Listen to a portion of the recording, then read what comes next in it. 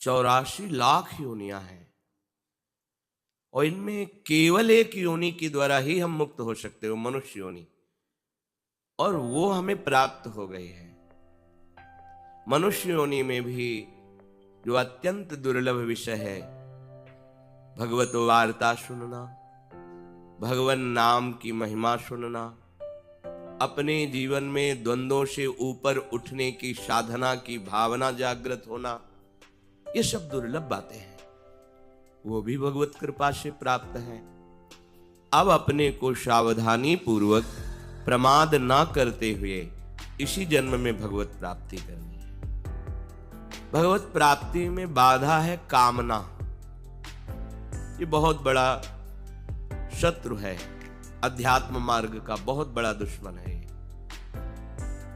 पूरा जीवन निकल जाता है सतमार्ग की चेष्टाएं करते हुए, पर ये कामना ही हमें अनुभव में नहीं आने देती। साधना का जो फल है, प्रभुपद पंकज प्रीति निरंतर, यह सब साधन कर फल सुंदर। समस्त साधनाओं का सुंदर फल है आराध्य देव श्री हरि के चरणों में निरंतर अनुराग भरी वृत्ति से हमारा संपूर्ण अंतःकरण उसी में डूब जाए। अहम इन्हीं चरणों की दास्ता में बुद्धि यही निश्चय कि प्रभु ही सुख है, मन इन्हीं की सेवा का चिंतन, चित्त एक एक वृत्ति के द्वारा इन्हीं का पूजन करे, यही जीवन का सार। पर कामना ऐसा नहीं होने देती। कामना का स्वरूप है प्रभु के सिवा और कुछ भी चाह करना।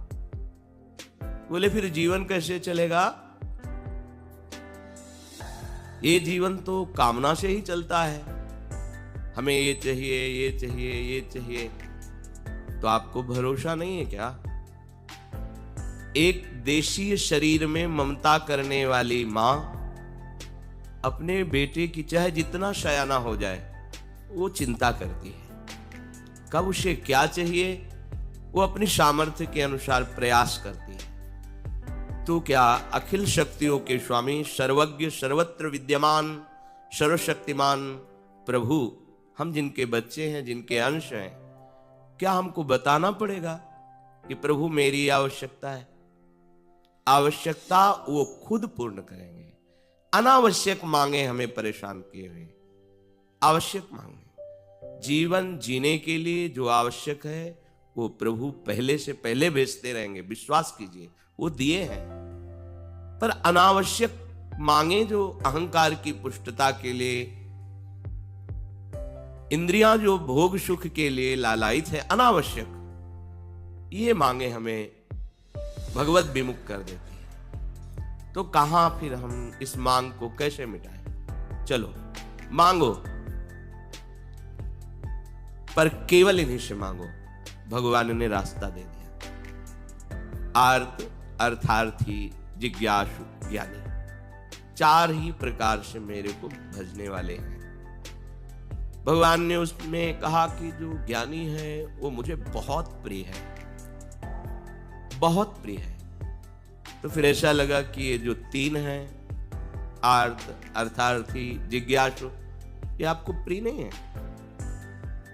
श्री भगवान मानो इसी भाव को आगे पुष्ट करते हुए कहते हैं, उदाराः सर्व एवैते। भगवान उदार कह रहे हैं, जो इनसे मांगता है, देखो कैसे उदार शिरोमणि है। प्रभु से जो मांगता है प्रभु उसे उदार कहते हैं। दरिद्र नहीं कह रहे, भिखारी मांगता ही रहता है, ये दे दो, ये दे दो। जैसे कोई संपत्तिवान माता पिता हो और उसका पुत्र उससे मांग रखे बार बार, तो उसे अच्छा लगता है कि ये इसी के लिए तो वैभव है, अच्छा है, और क्या चाहिए तेरे को, और क्या चाहिए। उनको और दुलार आता है। फिर ये तो अनंत शक्तियों के स्वामी हैं। पर शर्त है केवल इन्हीं से। इस शर्त में हम सब फेल हो जाते हैं। अगर केवल एक बात रहे कि इन्हीं से, तो आप निहाल हो जाओगे। इस शब्द याद कर लो, केवल इन्हीं से। इंतजार करो, ऐसा नहीं कि अभी बोला अभी हो जाए। बहुत बच्चे हैं उनके, एक दो थोड़ी हैं।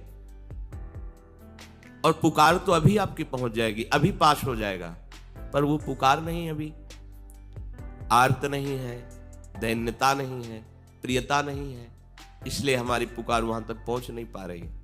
पुकारते रहिए, केवल इन्हीं को पुकारिए। जिस दिन सुन लेंगे ना, तो इस दरबार की बात ही कुछ ऐसी है कि एक बार इस दरबार का आश्रय लेने वाले को कभी दूसरी तरफ देखना भी नहीं पड़ा। और ये ऐसे उदार दाता है कि मांगने वालों को कह रहे हैं उदार है। उदारा सर्व एवैते ज्ञानी त्वात्मैव मे मतम आस्थितः सहि युक्तात्मा मामेवानुत्तमां गतिम। कितने कृपालु हैं वो। तमाम गतिम, जो मांगोगे वो तो मिलेगा ही, और ये अपनी तरफ से एक बात देंगे, उत्तम गति देंगे। अन्य की तरफ मत देखो, एकमात्र प्रभु का भरोसा कर लो तो कामना की भी पूर्ति हो जाएगी, और जो निष्काम धर्म के आचरण से फल मिलता है उत्तम गति, वो उत्तम गति भी दे देंगे। कितने कृपालु हैं। भगवान कह रहे हैं कि ऐसा न समझो कि ज्ञानी ही मुझे प्रिय है और तो सब बेकार। कह रहे नहीं, उदारा सर्व एवैते, ये जो आर्त है, ये जो जिज्ञासु है, अर्थार्थी है, ये बड़े उदार हैं। कैसी कैसी करुणा है। भला मांगने वाला उदार कैसे हो सकता है, लेकिन ये अति उदार भी सुंदर, ये ऐसे प्रिया प्रीतम है, ऐसे महामहिम है कि इनके दरबार में जो मांगा तो उसको उदार कहते हैं। बड़ा उदार है, बड़ा लाडला बच्चा है, इधर उधर ना भटक कर सीधे हमसे कह रहा है।